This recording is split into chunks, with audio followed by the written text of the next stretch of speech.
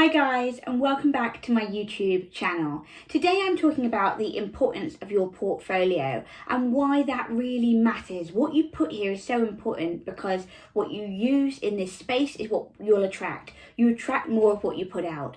So often I see people and they think it's better to get a portfolio out than to get no portfolio out. And I would say only put your best projects out, your perfect fit projects, your favorite client projects that you want to show off, because otherwise you're going to attract the wrong projects. So I've got projects that I've done that are really impressive for really big international and national brands, but they've not been projects that I particularly enjoyed or really actually want more of. They're just I could name drop, but I don't want to do that. What I want the real fulfilling creative projects.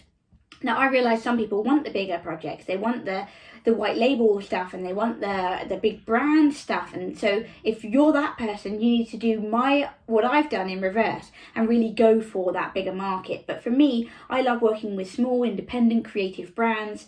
I like to have a challenge. I like particular jobs, such as I love to do renaming. I love to do taglines, about pages. You know, I like these kind of projects. I love brochure projects or print projects. And so for me, and I love full service projects for the right clients as well. So for me, it's about having a portfolio that's varied, that shows the scope of what I do. So people know I don't just write website copy or I don't just write home pages.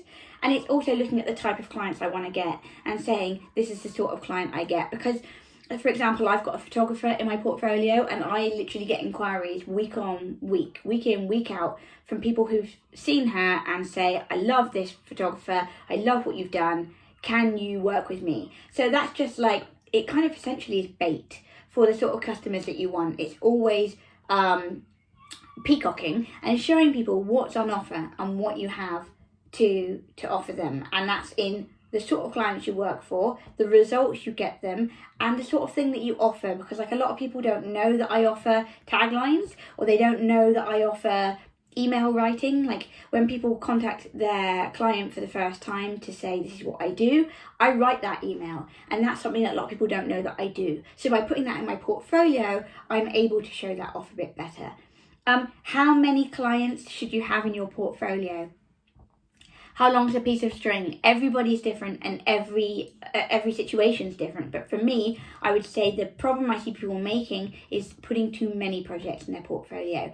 And that's just overwhelming and it's too much for people to look at. So I would say 6 to 9 projects will sort of stand you in good stead. If you can have 6 to 9 projects that are all different, that all show a different element of what you do for the sort of customer that you want, that is a good number. If you want to have more, what you could do is have a dedicated website page just for portfolio content. Or if you really want to, this isn't something I do, but I've done it with clients. So let's say you are a copywriter, you could have a dedicated page for types of clients that you do.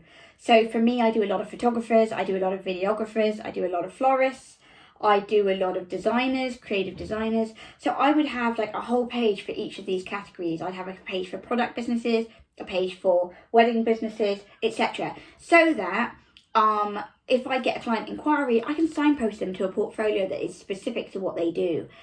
You could also have a brochure, a brochure full of examples of brands that you've worked with and work that you've done, testimonials, etc. And this looks really sharp and I think it's really effective. If it were me, I'd do something called a conversion guide, which is something that I offer, which is sort of incorporates what you offer and what you do along with testimonials and examples, rather than a whole thing for your portfolio and case study, especially because with portfolios and case studies, they're very fluid and you need to update them. And so I would prefer to do dedicated web pages you can signpost people to than a brochure. But it swings and roundabouts. For me, I don't do any design work, so it's quite a bit of hassle for me to redesign every time. If you're a designer, doing a PDF option might be just as good, or if not even better. So give it some thought. But the number one message to take away from this, why your portfolio is so important, is because people will always look at your portfolio. You know, they want to know a little bit about you, why they should work with you, what makes you different, and then what have you done before? Are you actually any good? And what says you're any good is your work and your testimonials, because really the proof is in your portfolio. It's not in what you say about yourself, because you could have hired someone like me. It's in the work that you've done and what you show off. So show off your best work. And if you don't have the right work, if you're not in a position where the work you've got is work you're proud of, don't show it off at all.